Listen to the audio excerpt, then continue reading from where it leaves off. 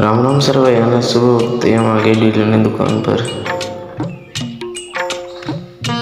गाड़ी वाड़ी कुछ नहीं, पैदल आए वाली।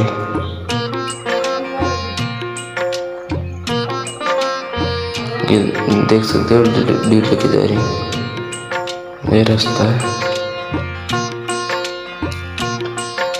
तो ड्यू गर्म हो गए तो जल्दी जल्दी भागते हैं, ये लड़ेंगे।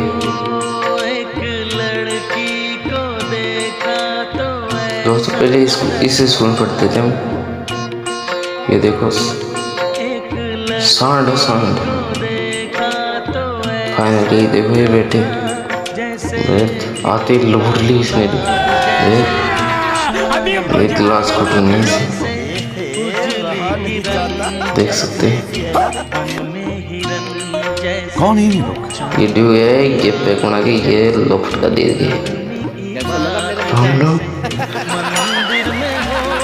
देख चिल ये चलो दिए देखो डांस तगड़ा।